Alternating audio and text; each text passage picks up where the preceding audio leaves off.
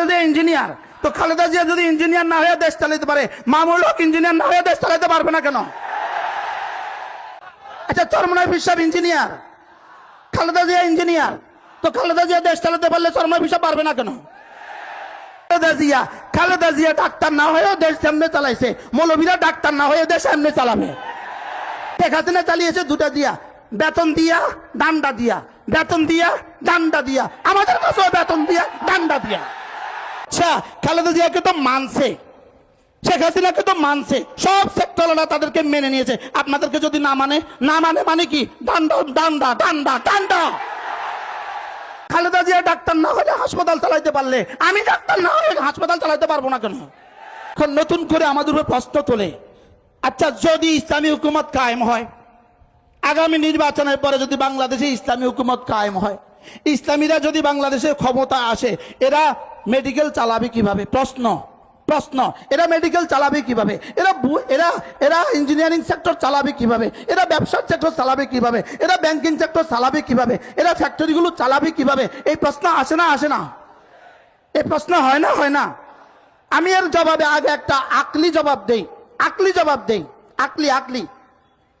এরা চালাবে কিভাবে? এরা তো ডাক্তারই জানে না, এরা চালাবে কিভাবে? এরা তো ইঞ্জিনিয়ার না, এরা চালাবে কিভাবে? আমি বলবো, আমি একটা আকলি জবাব দিব, খালেদা জিয়া ডাক্তার না হয়েও দেশ এমনি চালাইছে, মৌলভীরা ডাক্তার না হয়ে দেশ এমনি চালাবে। কি ভাই?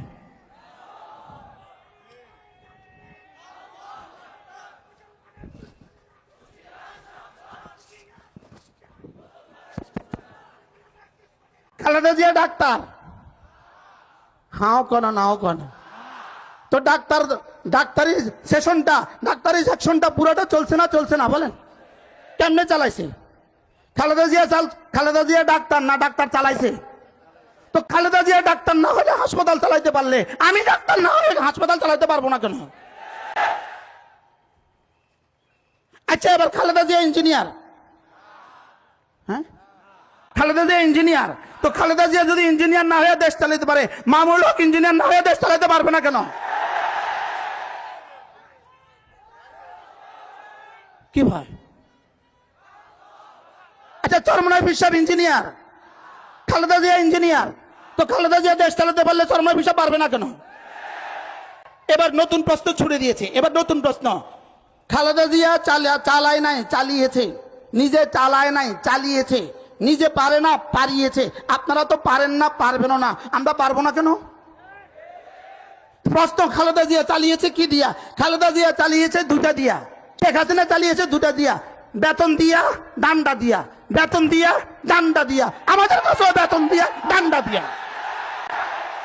কি ভাই, সহজ না কঠিন বিষয়টা? বলেন বলেন, কি দিয়া চলবে? বলেন কি দিয়া? জোরে বলেন। বেতন দিয়া আর কি দিয়া? তো বেতন দিয়া ডান্ডা দিয়া খালেদা জিয়া চালাইতে পারলে আমরা পারবো না কেন? প্রশ্ন, বেতন দিবেন কোত্থেকে?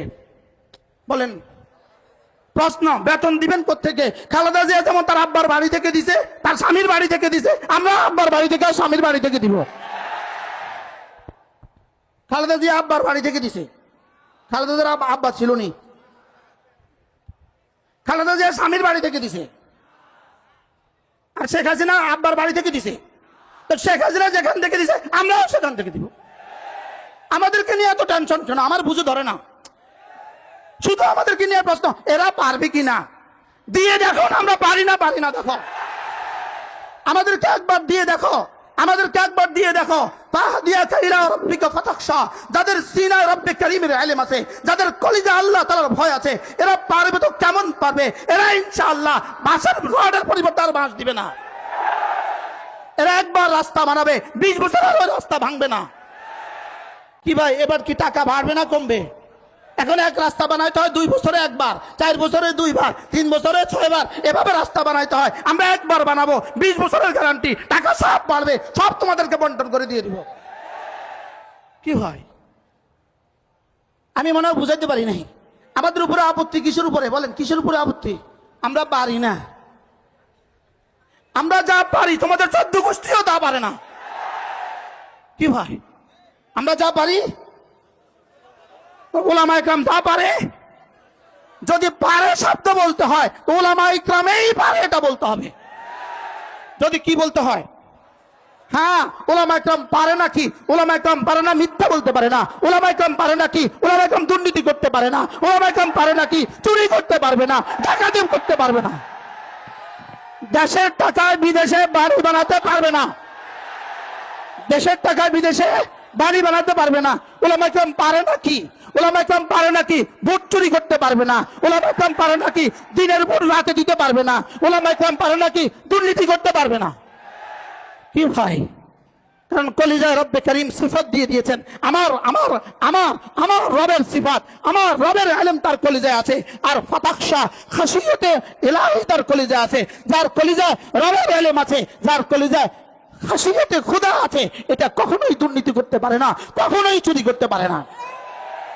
তাহলে বলুন তো দেখি, বুঝে থাকলে বলুন তো দেখি, আমরা দেশ চালাতে পারবো তো? বলেন ইনশাআল্লাহ। এবার প্রশ্ন ছড়ে দিচ্ছে, আচ্ছা খালেদা জিয়াকে তো মানছে, শেখ হাসিনাকে তো মানছে, সব সেক্টররা তাদেরকে মেনে নিয়েছে, আপনাদেরকে যদি না মানে, না মানে মানে কি ডান্ডা ডান্ডা ডান্ডা ডান্ডা, আর না মানে আবার কি,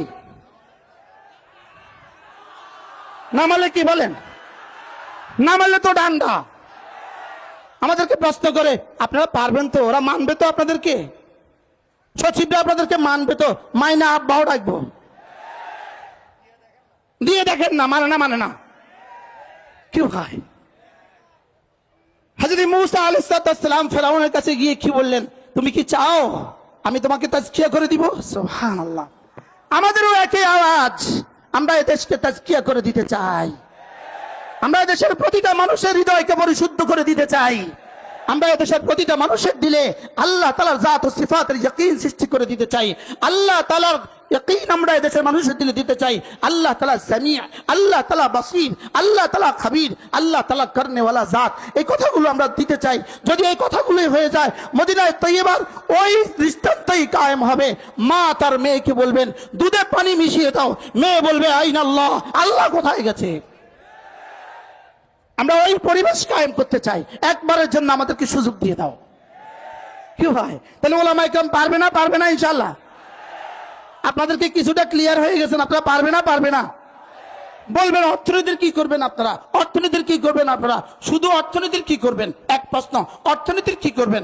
আবার কয় অর্থনীতিতে কি করবেন? আমরা বলি মুচি মুচির জায়গাত অর্থনীতি কামাবে, কুলি কুলির জায়গাত কামাবে, ড্রাইভার ড্রাইভারের জায়গাত কামাবে, চাকরিজীবী চাকরিজীবী জামাত কামাবে, ফ্যাক্টরিওয়ালা ফ্যাক্টরির জায়গাত কামাবে, বিদেশিরা বিদেশিরা কামাবে, যে যেখানে আছে সেখানেই থাকবে, শুধু সম্পদের সুষম বন্টন করা হবে।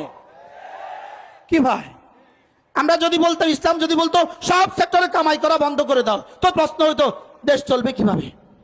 তাহলে দেশ এখন কেমনে চলে? একজনের পয়সা চলে না, সকলের পরিশ্রমে চলে। তাহলে শ্রমিকের শ্রম নিশ্চিত করা হবে। শ্রমিকের শ্রম কি করা হবে বলেন? শ্রমিকের শ্রম নিশ্চিত করা হবে, শ্রমিকের পারিশ্রমিক নিশ্চিত করা হবে, ব্যবসায়ীর ব্যবসাতে নিরাপত্তা নিশ্চিত করা হবে। টেকনাফ থেকে তেতুলিয়া ট্রাক চলবে, রাস্তায় কোনো পুলিশ তাকে লাইট দিয়ে চান্দা চাইবে না। কি ভাই, তাহলে এবার বলুন তো দেখি, দ্রব্যের মাল এবার কমবে না বাড়বে? পেঁয়াজ এখানে ভাই এই বাজারে কত দিয়ে কিনেন? ৭৫ টাকা দিয়ে পেঁয়াজ কিনেন। পেঁয়াজ বেনাপুল থেকে ঢুকতে এই পর্যন্ত আসতে আসতে পেঁয়াজের গায়ে চান্দা লাগছে 30 টাকা।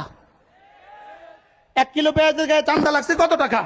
30 টাকা। তো 40 টাকার পেঁয়াজ এখানে আসতে আসতে 75 টাকা হয়ে গেছে। আমাদের হাতে দিয়ে দেন, বেনাপুল থেকে এখান পর্যন্ত 1 টাকাও কেউ চান্দা মাংবে না। তো যত দিয়ে কিনা হয়েছে তত দিয়ে আপনারা পাবেন। এবার বলেন ইসলাম পারবে না, পারবে না বলেন?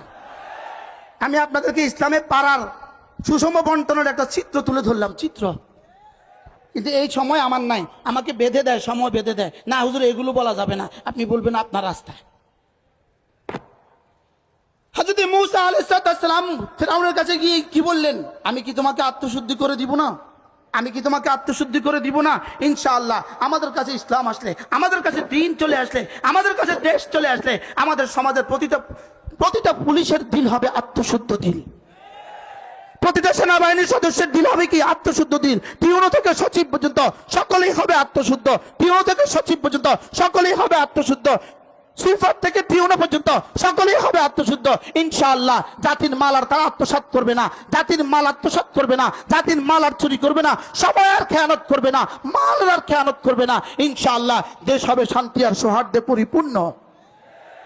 এবার এর বিপরীতে সাম্যের স্লোগান ভুয়া ভুয়া বলেন, সাম্যের স্লোগান এর বিপরীতে ইসলাম ছাড়া সাম্যের স্লোগান।